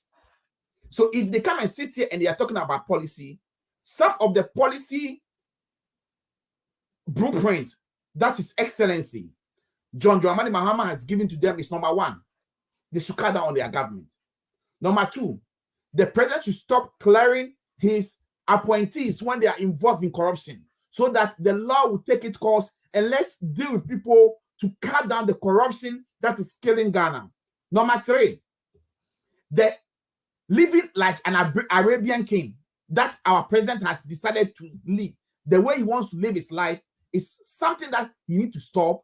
All those expensive money that they are spending on traveling, renting jet, and all those stuff, if they can cut down all those expenses, Ghana will get enough resources to take care of itself. We will not go and be begging the German ambassador to be begging our people we own to forgive us our debt. This is very shameful. In the history of Ghana, let's also put it on record that we have been put it onto junk status. That means we cannot even go out to the market to borrow. This is the sort of president and vice president that we have. I'm not surprised that the president stood on a platform during the AMEYAW by-election and he stated that the whole world, the wisdom has been given to Dr. Bawumia. And is this the wisdom that God has given to Dr. Bawumia? I'm disappointed that Dr. Bawumia, God didn't help Dr. Bawumia very much with the sort of wisdom Nana claim he gave to him. It's shameful. This is the most failed government. This is the most aimless, visionless, undirective government in the history of the Fourth Republic. And it is disappointing that my good friend EFFAH and Kojo this to come and sit here and be singing praises. If I were to be there, I'll not even show up in any show to defend this incompetent and corrupt government in the history of the Fourth Republic. Thank you. Paul did not come to play with you guys. He didn't come to play. No. I'm just telling you today, sleep well, okay? I know you still have that shock. The same thing will happen to you again, no? Wow, gentlemen, thank you for your time. And this is coming from CE Tenor. Sorry if I didn't get the name correct. I've enjoyed being educated and informed by listening to the state of play regarding Ghana. Thank you for the invite. I have followed the show, Cheryl, at the Thinking Women's Match. I'm not getting this word correct. I think it's Match podcast. But yeah, you can follow Cheryl at the Thinking Women's Match podcast. It's probably on YouTube, Instagram, or Spotify. Thank you so much for joining us, and to everyone who has listened and joined us, join and contribute to the show. Bella Kuyate, I did not forget you, and for any other person. Christina King, you were also here. Christina King says, morality. I think that was the first comment came from Christina King. I forgot to read that. It is, morality is key in politics. Amen. Thank you so much for your comment. And I think one person sent theirs. Thank you for your comments and all the contributions so far. To those who are not very informed about Ghana politics, if this is the first time you're watching the show, this platform we've had several conversations. This is not the first time we're doing something of this nature. And I would like to take the opportunity to also educate folks that when we say NPP and NDC, these are acronyms that stands for National Patriotic Party, which is the ruling government now in Ghana, and the NDC stands for National Democratic Congress, which is the opposition party. These are the two major ones in Ghana. It's either NDC or NPP. And today we have had the opportunity to talk about what is currently happening when it comes to our politics and our economy. We hope that you've gotten something out of this. And as we stated earlier, we'll be here next week at 4 p.m. to further this convo and talk about some of the things that we were not able to touch today. Wednesday coming, we'll be talking to Paul Vyas, who is running for the mayor of the city of Chicago. Paul Vyas will be on the show from 8:30 to 9. It's going to be a special edition, so we may not have our usual Tuesday 6 p.m. show. We may have to move. We have to do this because this is going to be a special edition. 8:30 on Wednesday. We may not have a show this coming Tuesday, but definitely this Wednesday, 8:30 Central, we'll be talking to one of the candidates. I think the two major candidates now who are in the runoff for the city of mayor, for the mayor of the Chicago, for the mayor's office of the city of Chicago, Paul Vyas. He is going to be on the show. We have reached out to Brendan Johnson's camp hopefully they can agree to come on the show as well. Thank you again. To remember, to whom much is given, much is required. We are 18 minutes past 6 p.m. Central. Special thanks to Hajia. I know you follow the show. Thank you for your contribution and your support to the Progressive Mind show. Kakape and the other hosts, and the other guests, I really appreciate your time. And to the people who supported the technical team, I really want to thank you all. Remember, to whom much is given, much is required. It's been your host, Senna, aka Alinko. We shall be seeing you very soon. Have a wonderful Sunday. Bye-bye.